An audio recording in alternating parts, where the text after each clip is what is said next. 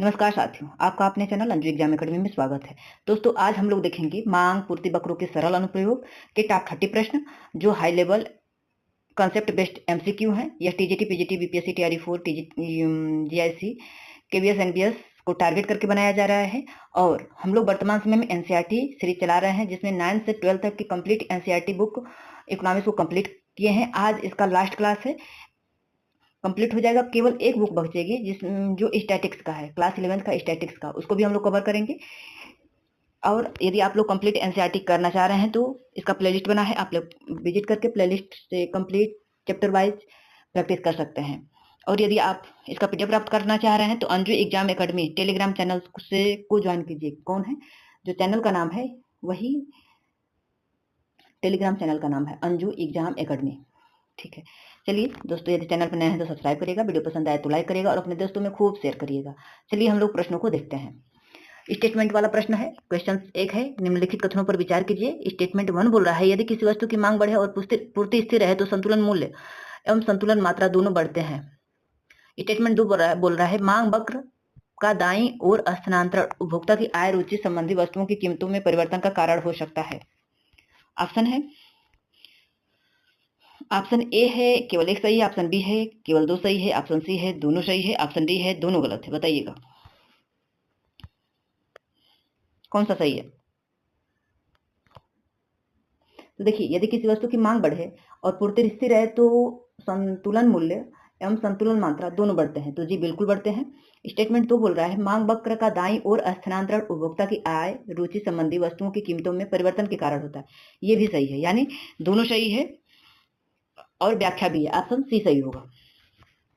यानी मांग बढ़ने पर डिमांड कर्व दाईं ओर स्थानांतरित होती है और पूर्ति स्थिर रहने पर नया संतुलन अधिक मूल्य और अधिक मात्रा पर स्थापित होता है। प्रश्न नंबर 2 है, यदि किसी वस्तु की पूर्ति घट जाए और मांग अपरिवर्तित रहे तो संतुलन मूल्य एवं संतुलन मात्रा पर क्या प्रभाव पड़ेगा। ऑप्शन ए है मूल्य बढ़ेगा मात्रा घटेगी, मूल्य घटेगा मात्रा बढ़ेगी। ऑप्शन सी है मूल्य और मात्रा दोनों बढ़ेगी। ऑप्शन डी है मूल्य और मात्रा दोनों घटेगी। बताइएगा क्या होगा, क्या होगा, मूल्य बढ़ेगी और मात्रा घटेगी। ऑप्शन ए सही होगा। यानी यदि किसी वस्तु की पूर्ति घट जाए और मांग अपरिवर्तित रहे तो संतुलन मूल्य एवं संतुलन मात्रा पर क्या प्रभाव पड़ेगा, तो मूल्य बढ़ जाएगा और मात्रा घट जाएगी। ऑप्शन ए सही होगा। प्रश्न नंबर 3 है, कथन और कारक से संबंधित प्रश्न है। यदि मांग एवं पूर्ति दोनों समान अनुपात में बढ़े तो संतुलन मात्रा निश्चित रूप से बढ़ती है। इसका कारण दिया है, संतुलन मूल्य का परिवर्तन मांग और पूर्ति में वृद्धि के सापेक्ष मात्रा निर्भर करता है। ऑप्शन ए है दोनों सही है और दोनों व्याख्या है। ऑप्शन बी है दोनों सही है व्याख्या नहीं है। ऑप्शन सी है ए सही आर गलत। ऑप्शन डी है ए गलत आर सही। प्रश्न नंबर 3 का उत्तर कौन सा सही होगा, बताइएगा क्या होगा। तो दोनों सही है और व्याख्या भी है। यानी यदि मांग और पूर्ति दोनों समानुपात में बढ़े तो संतुलन मात्रा निश्चित रूप से बढ़ती है। जी बिल्कुल सही है इसका कथन। और संतुलन मूल्य पर परिवर्तन और पूर्ति में वृद्धि के सापेक्ष मात्रा निर्भर करता है। तो जी दोनों सही है और व्याख्या भी, ऑप्शन ए सही होगा। यानी मांग और पूर्ति दोनों बढ़ने पर संतुलन मात्रा हमेशा बढ़ती है, जबकि संतुलन मूल्य बढ़ भी सकता है और घट भी सकता है अथवा स्थिर भी रह सकता है। प्रश्न नंबर 4 है, निम्नलिखित में से किस स्थिति में बाजार में शॉर्ट रन शॉर्टेज उत्पन्न होती है। यानी किस स्थिति में बाजार में शॉर्टेज यानी कमी उत्पन्न होती है, जब market price is greater than equilibrium price, या मार्केट प्राइस बराबर इक्विलिब्रियम प्राइस। ऑप्शन सी है market price is less than equilibrium price. Option D है डिमांड बराबर सप्लाई। प्रश्न नंबर 4 कौन सा सही होगा। तो शॉर्टेज किस स्थिति में उत्पन्न होता है, बताइएगा शॉर्टेज किस स्थिति में उत्पन्न होगा। तो जब market price is less than equilibrium point, तो इस स्थिति में शॉर्टेज की स्थिति उत्पन्न होती है। ऑप्शन सी सही होगा। अगला प्रश्न है, प्रश्न नंबर 5 है, निम्नलिखित में से कौन सा कथन डिमांड और सप्लाई एनालिसिस का सबसे उपयुक्त निष्कर्ष को प्रस्तुत करता है। बताइएगा प्रश्न नंबर 5। ऑप्शन ए है केवल मांग ही मूल्य निर्धारित करती है। ऑप्शन बी केवल पूर्ति ही मूल्य निर्धारित करती है। ऑप्शन सी है संतुलन मूल्य और संतुलन मात्रा मांग और पूर्ति की संयुक्त क्रिया निर्धारित होती है। मतलब संतुलन मूल्य और संतुलन मात्रा मांग और पूर्ति की संयुक्त क्रिया से निर्धारित होती है। ऑप्शन डी दिया है केवल सरकार मूल्य निर्धारित करती है। प्रश्न नंबर 5 कौन सा सही होगा, तो ऑप्शन सी सही होगा। यानी जो डिमांड और सप्लाई एनालिसिस का मुख्य निष्कर्ष है कि संतुलन मूल्य एवं संतुलन मात्रा मांग और पूर्ति की संयुक्त क्रिया से निर्धारित होती है। ऑप्शन सी सही होगा। अगला प्रश्न है, प्रश्न नंबर 6 है, निम्नलिखित कथनों पर विचार कीजिए। स्टेटमेंट 1 और स्टेटमेंट 2। स्टेटमेंट 1 को ध्यान से देखिए। मांग वक्र में दाईं ओर स्थानांतरण सामान्य वस्तु के लिए आय बढ़ने पर होता है। स्टेटमेंट 1 क्या दिया है? मांग वक्र में दाईं ओर स्थानांतरण सामान्य वस्तु की आय बढ़ने पर होता है। और स्टेटमेंट 2 दिया है, मांग वक्र की गति केवल वस्तु के मूल्य में परिवर्तन के कारण होती है। ऑप्शन है केवल एक सही है, केवल दो सही है, दोनों सही है, दोनों गलत है। बताइए क्या होगा? प्रश्न नंबर 6 तो क्या होगा? दोनों सही है। यानी मांग वक्र में दाईं ओर स्थानांतरण सामान्य वस्तु के लिए आय बढ़ने पर होता है। और स्टेटमेंट 2 दिया है, मांग वक्र प्रगति मूवमेंट केवल वस्तु के मूल्य में परिवर्तन के कारण होता है। जी दोनों सही है और मतलब दोनों सही है। ऑप्शन सी सही होगा। प्रश्न नंबर 6 का ऑप्शन सी सही होगा। आय बढ़ने पर सामान्य वस्तु की मांग बढ़ती है, जिससे डिमांड कर्व दाईं ओर खिसक जाता है, जबकि वस्तु अपने मूल्य में परिवर्तन होने पर केवल डिमांड कर्व का मूवमेंट होता है। प्रश्न नंबर 7 है, यदि सरकार संतुलन मूल्य से अधिक निर्धारित करती है, यदि सरकार संतुलन मूल्य से अधिक MSP मिनिमम सपोर्ट प्राइस निर्धारित करती है, तो बाजार में निम्न में से क्या स्थिति उत्पन्न होगी? कमी, अधिशेष, संतुलन, अधिक मांग। बताइएगा। प्रश्न नंबर 7 प्रश्न दिया है ना कि यदि सरकार संतुलन मूल्य से अधिक MSP निर्धारित करती है तो बाजार में क्या स्थिति उत्पन्न हो जाएगी? क्या होगा? अधिशेष यानी सरप्लस की स्थिति उत्पन्न हो जाएगी। यानी MSP संतुलन मूल्य के ऊपर होने पर उत्पादक अधिक पूर्ति करते हैं, जबकि उपभोक्ता कम मांग करते हैं। परिणाम स्वरूप सरप्लस की स्थिति उत्पन्न होगी। कथन और कारण से संबंधित प्रश्न है। कथन और कारण को देखते हैं, उसके बाद ऑप्शन देखेंगे। प्रश्न नंबर 8 है, कथन है, यदि डिमांड और सप्लाई दोनों समान मात्रा में घटे तो जब डिमांड और सप्लाई दोनों समान मात्रा में घटे तो संतुलन मात्रा निश्चित रूप से घटेगी। इसका कारण दिया है, संतुलन मूल्य का परिवर्तन दोनों वक्रों के स्थानांतरण के सापेक्ष मात्रा पर निर्भर करता है। इसका ऑप्शन है दोनों सही है और व्याख्या है ऑप्शन डी है दोनों सही है, बाकी व्याख्या नहीं है। ऑप्शन डी है ए गलत आर सही, ऑप्शन डी है ए सही आर गलत। बताइएगा। प्रश्न नंबर 8 तो देखिए, यदि डिमांड और सप्लाई दोनों समान मात्रा में घटे तो संतुलन मात्रा निश्चित रूप से घटेगी। बिल्कुल घटेगी। क्यों घटेगी? क्योंकि संतुलन मूल्य का परिवर्तन दोनों वक्रों के स्थानांतरण के सापेक्ष मात्रा पर निर्भर करता है। कथन भी सही है और कारण भी सही है और उसका व्याख्या भी कर रहा है, तो ऑप्शन ए सही होगा। प्रश्न नंबर 8 का ए, यानी दोनों वक्र बाई ओर खिसकने पर संतुलन मात्रा घटती है, जबकि संतुलन मूल्य बढ़ घट अपरिवर्तित रह सकता है। प्रश्न नंबर 9 है, निम्नलिखित में से किस स्थिति में प्राइस सेलिंग अधिकतम मूल्य प्रभावी होगी? किस स्थिति में प्राइस सेलिंग यानी अधिकतम मूल्य प्रभावित होगा? Selling price is greater than equilibrium price. Option B है selling price is equal to equilibrium price. Option C है selling price is less than equilibrium price. Option D है selling price is equal to MSP। बताइएगा। प्रश्न number 9 कौन सा सही होगा?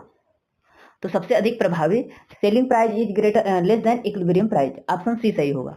इस स्थिति में यदि सरकार अधिकतम मूल्य संतुलन मूल्य से कम निर्धारित करती है, यदि सरकार अधिकतम मूल्य संतुलन मूल्य से कम निर्धारित करती है तो बाजार में शॉर्टेज उत्पन्न हो जाती है, क्योंकि मांग और पूर्ति से अधिक हो जाती है। प्रश्न नंबर 10 है, निम्नलिखित में से कौन सा कथन simple application of demand and supply curve अध्याय का सर्वोत्तम निष्कर्ष प्रस्तुत करता है? ऑप्शन ए है केवल मांग ही बाजार का परिणाम निर्धारित करती है। ऑप्शन बी केवल पूर्ति ही बाजार परिणाम निर्धारित करती है। ऑप्शन डी है डिमांड एवं सप्लाई में परिवर्तन से संतुलन मूल्य एवं संतुलन मात्रा दोनों प्रभावित होते हैं तथा सरकारी हस्तक्षेप में शॉर्टेज या सरप्लस उत्पन्न हो सकता है। ऑप्शन डी है बाजार मूल्य सदैव स्थिर रहता है। बताइए। प्रश्न नंबर 10 कौन सा सही होगा?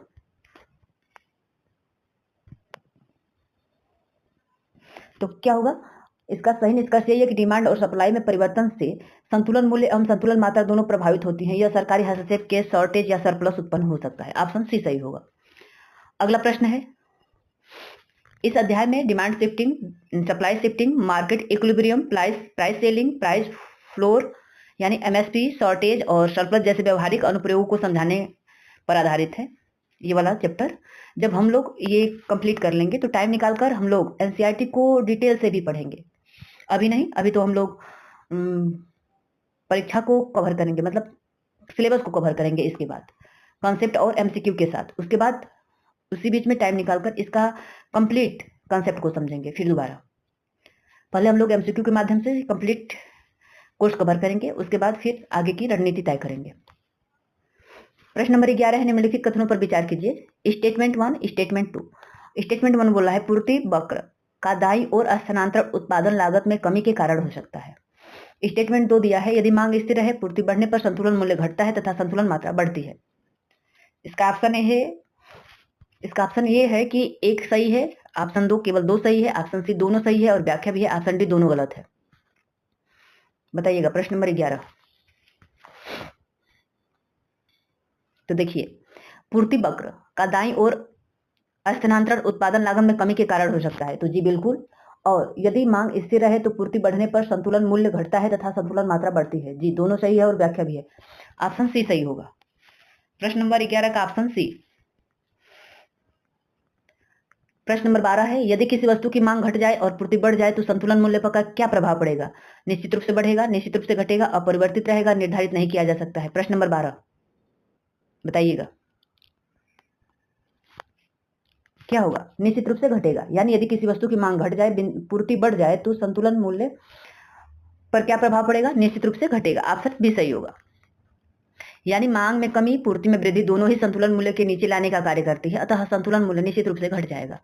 प्रश्न नंबर 13 है, कथन और कारण से संबंधित प्रश्न है। यदि सरकार संतुलन मूल्य के नीचे प्राइस सेलिंग निर्धारित करती हो तो एक्सेस डिमांड उत्पन्न होती है। इसका कारण दिया है कि कम मूल्य पर मांग बढ़ जाती है और पूर्ति घट जाती है। तो ऑप्शन दिया है दोनों सही है, व्याख्या है, ऑप्शन बी दोनों सही है लेकिन व्याख्या नहीं, ऑप्शन सी ए सही आर गलत, ऑप्शन डी ए गलत आर सही है। बताइएगा प्रश्न नंबर 13। तो क्या होगा? दोनों सही है और दोनों व्याख्या है। यानी यदि सरकार संतुलन मूल्य से नीचे प्राइस सेलिंग निर्धारित करती है तो एक्सेस डिमांड उत्पन्न हो जाती है, जी बिल्कुल सही है। और क्यों होता है? क्योंकि कम मूल्य पर मांग बढ़ जाती है और पूर्ति घट जाती है, तो दोनों सही है और व्याख्या भी है। प्रश्न नंबर 14 है, निम्नलिखित में से कौन सा डिमांड कर्व को शिफ्ट करेगा, न कि केवल मूवमेंट एलोन तथा कर्व उत्पन्न करेगा। दिया है निम्नलिखित में से डिमांड कर्व को शिफ्ट करेगा, न कि केवल मूवमेंट एलोंग द कर्व उत्पन्न करेगा। ऑप्शन ए है वस्तु अपने मूल्य में परिवर्तन, ऑप्शन बी है उपभोक्ताओं की आय में परिवर्तन, ऑप्शन सी है वस्तु के बाजार मूल्य में परिवर्तन, ऑप्शन डी है प्राइस डिस्काउंट। बताइएगा प्रश्न नंबर 14 क्या होगा? तो उपभोक्ताओं की आय में परिवर्तन, उपभोक्ताओं की आय में परिवर्तन डिमांड कर्व को शिफ्ट करेगा, ऑप्शन बी सही होगा। आय, रुचि, जनसंख्या संबंधी वस्तुओं की कीमतों में परिवर्तन डिमांड कर्व को शिफ्ट करता है, जबकि वस्तु अपने मूल्य में परिवर्तन केवल मूवमेंट उत्पन्न करता है। ध्यान दीजिएगा, आय, रुचि, जनसंख्या संबंधित वस्तुओं की कीमतों में परिवर्तन डिमांड में शिफ्टिंग करता है और वस्तु के अपने मूल्य में परिवर्तन केवल मूवमेंट करता है। प्रश्न नंबर 15 है, निम्नलिखित में से कौन सा कथन डिमांड और सप्लाई कर्व के अनुप्रयोगों का सबसे उपयुक्त सार प्रस्तुत करता है? ऑप्शन ए है बाजार मूल्य केवल मांग द्वारा निर्धारित होती है, ऑप्शन बी है बाजार मूल्य केवल पूर्ति द्वारा निर्धारित होती है, ऑप्शन सी है मांग एवं पूर्ति के स्थानांतरण और सरकारी हस्तक्षेप के माध्यम से वास्तविक बाजार स्थितियों का विश्लेषण किया जा सकता है, ऑप्शन डी दी है संतुलन मूल्य सदैव स्थिर रहता है। बताइएगा प्रश्न नंबर 15 कौन सा सही होगा? तो डिमांड सप्लाई कर्व के अनुप्रयोग का सबसे उपयुक्त सार यही है कि मांग और पूर्ति के स्थानांतरण तथा सरकार हस्तक्षेप के माध्यम से वास्तविक बाजार की स्थितियों का विश्लेषण किया जा सकता है, ऑप्शन सी सही होगा। यानी डिमांड सप्लाई एनालिसिस का उपयोग price change, market equilibrium, government politic, MSP, price selling, shortage, surplus तथा वास्तविक बाजार घटनाओं को समझाने के लिए किया जाता है और इस अध्याय का भी यही मुख्य उद्देश्य है। प्रश्न नंबर 16 है, कथनों पर विचार करना है, स्टेटमेंट वाले प्रश्न है। स्टेटमेंट 1 बोल रहा है कि यदि सामान्य वस्तुओं के उपभोक्ताओं की आय यानी नॉर्मल गुड्स के उपभोक्ताओं की आय बढ़ी तो डिमांड कर्व दाईं ओर स्थानांतरित हो जाती है। और स्टेटमेंट 2 दिया है कि डिमांड बढ़े और सप्लाई अपरिवर्तित रहे तो संतुलन मात्रा बढ़ती है। ऑप्शन है एक सही है, ऑप्शन केवल 2 सही है, ऑप्शन सी दोनों सही है और व्याख्या भी ऑप्शन डी दोनों गलत है। प्रश्न नंबर 16 बताइएगा कौन सा सही है? तो देखिए, यदि सामान्य वस्तु यानी नॉर्मल गुड्स के उपभोक्ताओं की आय बढ़ती है तो डिमांड कर्व दाईं ओर स्थानांतरित होती है, तो जी बिल्कुल सही है। यदि डिमांड बढ़े और सप्लाई अपरिवर्तित रहे तो संतुलन मात्रा बढ़ती है, तो जी बिल्कुल ये भी सही है। इस प्रकार दोनों सही है और दोनों व्याख्या भी है, मतलब एक दूसरे की व्याख्या भी कर रहे हैं, ऑप्शन सी सही होगा। यानी सामान्य वस्तुओं के लिए आय बढ़ने पर मांग बढ़ती है और मांग बढ़ने से संतुलन मूल्य और संतुलन मात्रा दोनों में वृद्धि होती है। प्रश्न नंबर 17 है, यदि किसी वस्तु की डिमांड और सप्लाई दोनों घट जाए लेकिन डिमांड में कमी सप्लाई की तुलना में अधिक हो तो इक्विलिब्रियम प्राइस पर क्या प्रभाव पड़ेगा? बढ़ेगा, घटेगा, अपरिवर्तित रहेगा, निर्धारित नहीं किया जा सकता है। प्रश्न नंबर 17 बताइएगा तो क्या होगा, घटेगा। ऑप्शन बी सही है। यानी यदि किसी वस्तु की डिमांड और सप्लाई दोनों घट जाए लेकिन डिमांड में कमी सप्लाई की तुलना में अधिक हो तो इक्विलिब्रियम प्राइस घटेगा। ऑप्शन बी सही होगा। प्रश्न नंबर 17 का ऑप्शन बी। प्रश्न नंबर 18 है, कथन और कारण से संबंधित प्रश्न है। पहले कथन को देखते हैं, उसके बाद कारण को देखेंगे, उसके बाद ऑप्शन देखेंगे। कथन है प्राइस फ्लोर यानी न्यूनतम मूल्य। प्राइस फ्लोर का मतलब होता है न्यूनतम मूल्य। यदि संतुलन मूल्य के ऊपर निर्धारित किया जाए तो सरप्लस उत्पन्न होगा। इसका कारण है उच्च मूल्य पर उत्पादक अधिक पूर्ति करते हैं जबकि उपभोक्ता कम मांग करते हैं। ऑप्शन है दोनों सही है, दोनों व्याख्या है। ऑप्शन बी है दोनों सही है, व्याख्या नहीं है। ऑप्शन सी ए सही आर गलत। ऑप्शन डी ए गलत आर सही है। बताइएगा। प्रश्न नंबर 18, तो देखिए, प्राइस जो न्यूनतम प्राइस है यदि मूल्य स्तर के ऊपर निर्धारित किया जाएगा तो सरप्लस उत्पन्न हो जाएगा। जी बिल्कुल उत्पन्न हो जाएगा। और इसका कारण है कि उच्च मूल्य पर उत्पादक अधिक पूर्ति करते हैं जबकि उपभोक्ता कम मांग करते हैं। तो दोनों सही है और व्याख्या भी है। ऑप्शन ए सही होगा। यानी एमएसपी संतुलन मूल्य के ऊपर होने पर बाजार में एक्सेस सप्लाई अर्थात सरप्लस उत्पन्न होता है। एक्सेस सप्लाई को ही सरप्लस कहा जाता है। प्रश्न नंबर 19 है, निम्नलिखित में से कौन सा कारक सप्लाई करों को शिफ्ट करेगा? वस्तु अपने मूल्य में परिवर्तन, उत्पादन तकनीकी में सुधार, बाजार मूल्य में परिवर्तन, उपभोक्ताओं की आय में परिवर्तन। प्रश्न नंबर 19, सप्लाई करों को कौन शिफ्ट करेगा? तो उत्पादन तकनीक में सुधार सप्लाई करों को शिफ्ट करेगा। ऑप्शन बी सही होगा। यानी तकनीक में सुधार भी रहेगा तो वहां हो जाएगा उत्पादन लागत, कर, सब्सिडी, इनपुट कीमतों में परिवर्तन सप्लाई करों को शिफ्ट करेगा। यदि ऑप्शन में ये भी दिया रहता तकनीक सुधार के स्थान पे उत्पादन लागत, कर, सब्सिडी, इनपुट कीमतों में परिवर्तन, तो ये भी सप्लाई करों को शिफ्ट करता है। अपने मूल्य में परिवर्तन, जो प्राइस होता है अपने मूल्य में, वो केवल मूवमेंट करता है। प्रश्न नंबर 20 है, निम्नलिखित में से कौन सा कथन simple application of demand and supply curve का सर्वोत्तम निष्कर्ष प्रस्तुत करता है? केवल डिमांड बाजार संतुलन निर्धारित करता है, केवल सप्लाई बाजार निर्धारित करता है। और ऑप्शन से दिया है डिमांड सप्लाई के स्थानांतरण तथा सरकारी मूल्य व्यवहार के माध्यम से वास्तविक बाजार व्यवहार को समझा जा सकता है। ऑप्शन डी है संतुलन मूल्य कभी नहीं बदलता। प्रश्न नंबर 20 का उत्तर कौन सा सही होगा? कौन सा सही होगा? तो जो simple application of demand and supply curve का सर्वोत्तम निष्कर्ष यही है कि डिमांड और सप्लाई के स्थानांतरण तथा सरकारी मूल्य नियंत्रण के माध्यम से वास्तविक बाजार व्यवहार को समझा जा सकता है। ऑप्शन सी सही होगा। यानी इस अध्याय का मुख्य उद्देश्य यही है कि डिमांड सप्लाई एनालिसिस का उपयोग करके market equilibrium, price change, government intervention, shortage, surplus जैसी वास्तविक आर्थिक स्थितियों को समझना है। और यह जो कॉन्सेप्ट है टीजीटी, पीजीटी मतलब बीएपीएससी, टीआरई 4 जैसी डीएसएससी परीक्षाओं के लिए अत्यंत महत्वपूर्ण अध्याय ये है और सिलेबस में भी दिया है। प्रश्न नंबर 22 से निम्नलिखित कथनों पर विचार कीजिए। स्टेटमेंट वाले प्रश्न हैं। स्टेटमेंट 1 बोल रहा है यदि किसी वस्तु पर सरकारी सब्सिडी प्रदान करता है, मतलब यदि किसी वस्तु पर सरकार सब्सिडी प्रदान करता है तो सप्लाई कर्व दाईं ओर स्थानांतरित हो सकता है। स्टेटमेंट 2 है सब्सिडी उत्पादकों की उत्पादन लागत को कम करती है। ऑप्शन ए है एक सही है, ऑप्शन बी 2 सही है, ऑप्शन सी दोनों सही है और व्याख्या भी है। ऑप्शन डी दोनों गलत है। कौन सा सही होगा?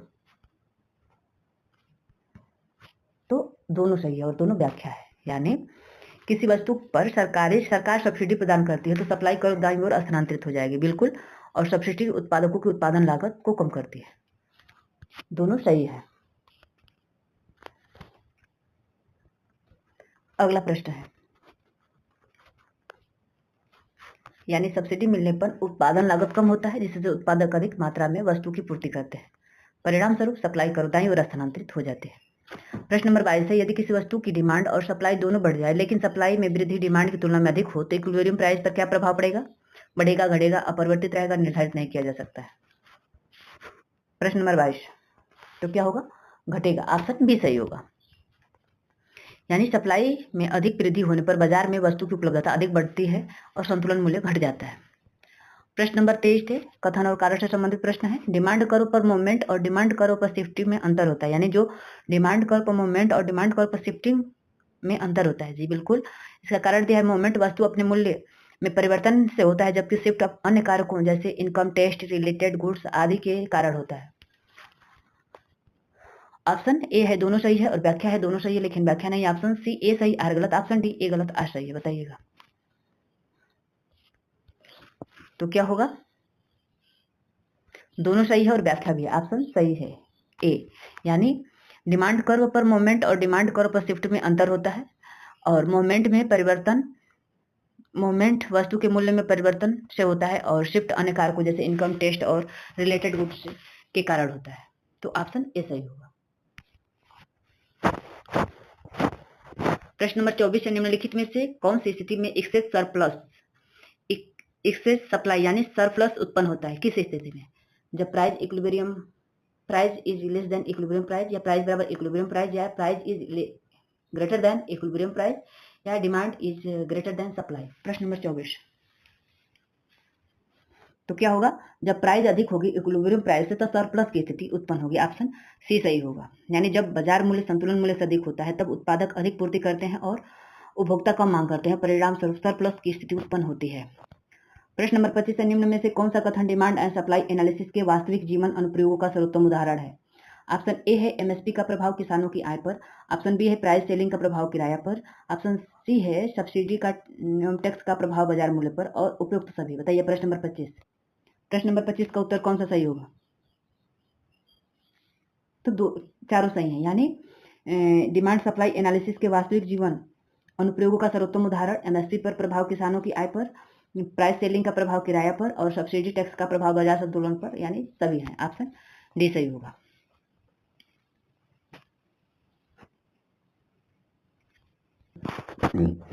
बताइएगा प्रश्न नंबर 26 है, निम्नलिखित कथनों पर विचार कीजिए। स्टेटमेंट 1 है, यदि किसी वस्तु पर कर लगाया जाता है तो सप्लाई कर्व बाईं ओर स्थानांतरित हो सकता है। स्टेटमेंट 2 है, कर उत्पादकों की उत्पादन लागत को बढ़ा देता है। ऑप्शन ए है स्टेटमेंट 1 सही है केवल, ऑप्शन बी केवल 2 सही है, ऑप्शन सी दोनों सही है और व्याख्या भी, ऑप्शन डी दोनों गलत है। बताइएगा प्रश्न नंबर 26। तो देखिए, यदि किसी वस्तु पर कर लगाया जाता है तो सप्लाई कर बाईं ओर स्थानांतरित हो जाती है, बिल्कुल, और कर उत्पादकों की उत्पादन लागत को बढ़ा देता है, ये भी सही है, यानी दोनों सही है और व्याख्या भी है। ऑप्शन सी सही होगा। प्रश्न नंबर 27 है, यदि किसी वस्तु की डिमांड और सप्लाई दोनों समान मात्रा में बढ़े तो निम्नलिखित में से कौन सा निष्कर्ष निश्चित रूप से सही रहेगा? इक्विलिब्रियम प्राइस बढ़ेगा, इक्विलिब्रियम प्राइस घटेगा, इक्विलिब्रियम क्वांटिटी बढ़ेगी, इक्विलिब्रियम प्राइस अपरिवर्तित रहेगा। प्रश्न नंबर 27 क्या होगा? तो क्या होगा? इक्विलिब्रियम क्वांटिटी बढ़ेगी, ऑप्शन सी सही होगा। अगला प्रश्न है, देखिए, डिमांड और सप्लाई दोनों बढ़ने पर संतुलन मात्रा निश्चित रूप से बढ़ती है, जबकि संतुलन मूल्य बढ़ घट स्थिर तीनों रह सकता है। प्रश्न नंबर 28 से कथन और कारक से संबंधित प्रश्न है। प्राइस सेलिंग का उद्देश्य उपभोक्ताओं के हितों की रक्षा होता है, और इसका कारण दिया है, प्राइस सेलिंग सामान्यतः मूल्य संतुलन मूल्य के नीचे निर्धारित किया जाता है। ऑप्शन एक है कि दोनों सही और व्याख्या भी है, ऑप्शन बी दोनों सही व्याख्या नहीं है, ए सही आर गलत, आर सही ए गलत आर सही है। प्रश्न नंबर 28, देखिए, प्राइस सेलिंग का उद्देश्य उपभोक्ताओं के हितों की रक्षा के लिए होता है, जी बिल्कुल होता है, और प्राइस सेलिंग सामान्यतः संतुलन मूल्य से निर्धारित होता है, जी दोनों सही है और व्याख्या भी, ऑप्शन ए सही होगा। अगला प्रश्न है प्रश्न नंबर 29, निम्नलिखित में से कौन सा परिवर्तन केवल मोमेंट एलोंग सप्लाई कर्व उत्पन्न करेगा? तकनीकी सुधार, इनपुट कीमतों में परिवर्तन, वस्तुओं के अपने मूल्य में परिवर्तन, कर में परिवर्तन। प्रश्न number 29, moment along supply curve उत्पन्न करेगा, बताइएगा। तो केवल वस्तु अपने मूल्य में परिवर्तन, ऑप्शन सी सही होगा। सप्लाई कर्व का मोमेंट केवल वस्तु के अपने मूल्य में परिवर्तन के कारण होता है, जबकि अन्य कारक सप्लाई कर्व में शिफ्ट को करते हैं। आज का रहा ये अंतिम प्रश्न, और दोस्तों यदि सेशन पसंद आए तो लाइक करिएगा, यदि चैनल पर नए हैं तो सब्सक्राइब करिएगा, और इस वीडियो को खूब शेयर करिएगा, और कमेंट करके भी बताइएगा कि सेशन कैसा रहा। और जब आप लोग कमेंट करते हैं ना तो हमें और अंदर से मतलब साथ मिलता है, और अच्छा कंटेंट लाने की कोशिश करती हूँ, जरूर कमेंट करके बताइएगा। प्रश्न नंबर 30 है, निम्नलिखित में से कौन सा simple application demand and supply curve अध्याय का सर्वोत्तम निष्कर्ष है? बस इसको यही होगा, ऑप्शन सी। सप्लाई डिमांड और गवर्नमेंट इंटरेक्शन के संयुक्त प्रभाव से market equilibrium, price, quantity, shortage, surplus का विश्लेषण किया जाता है। यानी इस अध्याय में सप्लाई डिमांड एनालिसिस के व्यवहारिक उपयोग करके मार्केट इक्विलिब्रियम, प्राइस कंट्रोल यानी MSP, price selling, tax, subsidy, shortage और सरप्लस जैसी अवधारणाओं को समझा जाता है। दोस्तों, इस प्रकार हम लोगों का मांग पूर्ति वक्रों का सरल अनुप्रयोग यानी simple application of demand supply curve chapter समाप्त हुआ, और इस प्रकार हम लोग माइक्रो इकोनॉमिक्स के कंप्लीट सेशन को कंप्लीट किए, और माइक्रो इकोनॉमिक्स का ही नहीं, हम लोग क्लास 9 से 12th तक जितने भी एनसीईआरटी की इकोनॉमिक्स बुक हैं उनको हम लोग सब कंप्लीट करनी है। केवल एक स्टैटिक्स का बचा है, उसको भी हम लोग टाइम देकर इसी में कंप्लीट करेंगे। और यदि आप लोग कंप्लीट सीरीज को देखना चाह रहे हैं तो अंजू एग्जाम एकेडमी चैनल को सब्सक्राइब करिए और वहाँ पे प्लेलिस्ट बना है एनसीईआरटी का कंप्लीट, जो इन सभी टीचिंग परीक्षाओं के लिए अत्यंत महत्वपूर्ण है, क्योंकि आपको पढ़ाना तो है 9 से 10, 11, 12 को ही, तो इसलिए आपको जरूरी है कि ये पढ़ना।